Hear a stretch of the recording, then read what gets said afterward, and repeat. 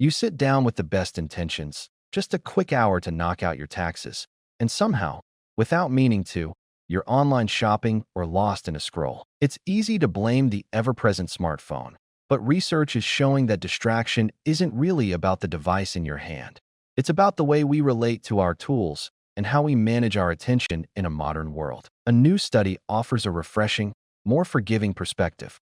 Conducted by Dr. Maxi Heitmeyer and published in Frontiers in Computer Science, the research revealed that whether a smartphone is within reach or across the room, our tendency to drift from the task at hand remains. Sure, we're more likely to reach for the phone if it's right next to us, but even without it, we find ways to entertain ourselves, opening new browser tabs, checking email, following distractions down digital rabbit holes. The core message isn't that our tools are the problem. It's that our attention, naturally and beautifully, wanders. This understanding is powerful.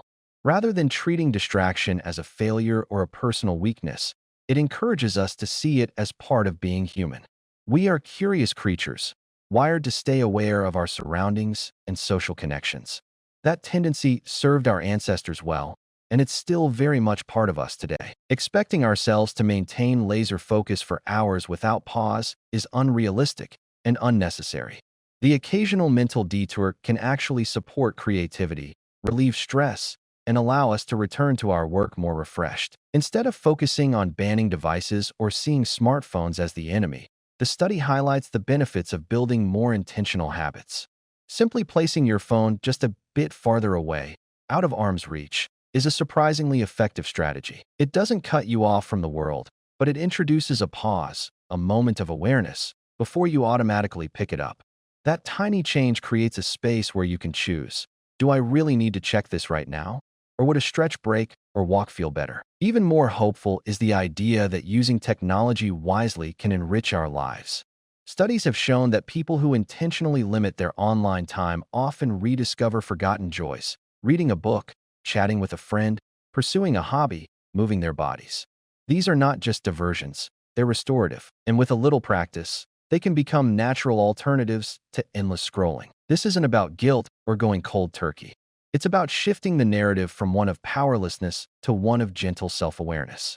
Smartphones are marvels, tools of connection, creativity, and knowledge. The issue is not that we use them, but whether we're using them in ways that actually feel good. Being mindful of how an app is designed to pull you in, asking yourself if you feel nourished or drained after screen time, or simply recognizing when a moment of quiet would serve you better. These are empowering steps. For parents and caregivers, these insights also offer an important opportunity. Modeling thoughtful phone use and talking with teens not just about safety, but about how digital time makes them feel can spark meaningful reflection. Instead of lectures, it becomes a shared curiosity. What did you enjoy? When did you feel like you had enough? When did it stop feeling fun?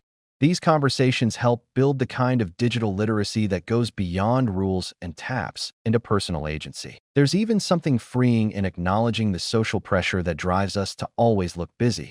The phone becomes a shield against idleness in a world that seems to frown on simply being.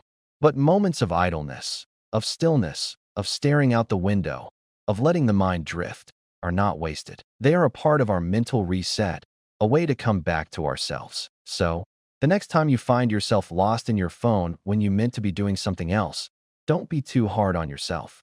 Take it as a cue to pause, to ask what you really need, and to gently steer your attention back, not with guilt, but with curiosity and kindness.